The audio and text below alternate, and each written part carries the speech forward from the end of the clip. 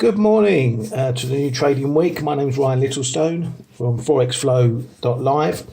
I'm going to take a bit of a scattergun approach to the conversation today. We've got a very, very busy week, lots of events coming up.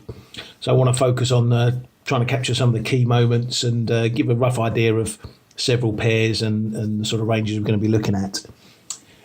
So we've got the calendar up this week, very busy. We've got CPI reports, we've got GDP reports, we've got the PMIs from across the sectors, we've got employment from the jobs report, FOMC, Bank of England, lots and lots to take in.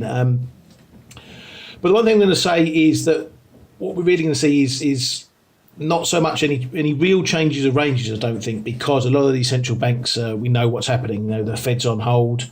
It's going to take an awful lot to get them moving either way out of this neutral zone that they're in. The Bank of England also, they're sitting on their hands because of the big Brexit saga, but they are going to be keeping a close eye on the economy, and I'm expecting the economy to start weakening somewhat as Brexit really starts to feel its way into the economy. You know, we're hearing of stockpiling and for Brexit, but at some point that stockpiling is going to stop, and if there's no demand for any of these goods and anything that's been backlogged, it's going to start affecting the economy. So that's another thing to keep an eye on this week with the data coming out from the UK. We've got manufacturing on Wednesday. That comes ahead of the BOE on Thursday. Amongst all that, we're in the middle of a Japanese holiday, which, as we've spoken about before, is at the moment it seems to be sucking liquidity right out of the market. We're seeing very tight ranges first thing this morning on Monday. That's probably going to continue. So overall for this week, and in light of the big data we've got coming, I can't really see any big ranges being broken. So it's mainly a case of trying to see if we're going to trade within the ranges that we've got coming up. So a quick look at some of the Forex pairs that I'll be watching to trade. Euro dollar, obviously one of them. At the moment, we've got this big support down at the 111 area. We've had the break from 112. That area is going to be the place of most resistance, but we are seeing resistance here in the 1170 area, which was a former support point that we spoke about last week, which was that small level underneath the 112 area.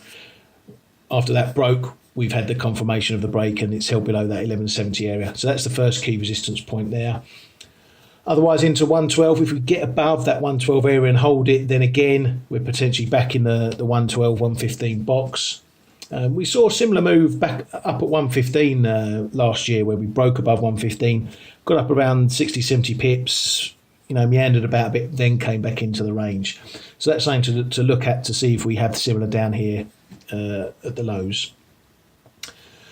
Dollar yen, that's going to be pretty tight, as I say, with the Japanese holidays, liquidity dried up.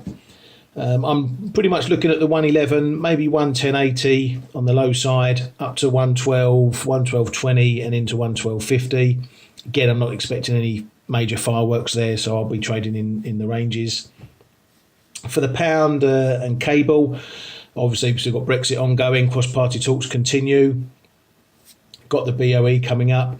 We've got the big services report, which is the main one for the UK economy, but it comes on the Friday, which is after the BOE. So we're not going to get an idea there, but we could get some clues from the prior data that comes out before it during this week.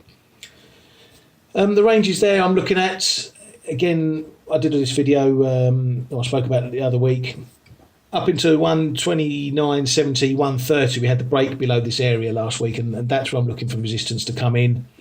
On the downside, it's pretty much picking the levels, but my interest is mainly down towards the 127 area, and that's where I'll be looking mainly.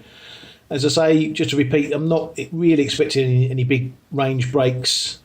Perhaps euro dollar is the one to keep an eye on if we do break that 111 handle. Otherwise, it could be a good week if we get some jerky data to trade the edges of these ranges. And it's a tight way to do it. It's low risk. You can keep a tight stop against some of these range edges and just play about in the middle there. And if you pick the right trades, then obviously you can run them as far as they will go. So that's a quick look at this week coming up. I wish you good luck, and see you next week.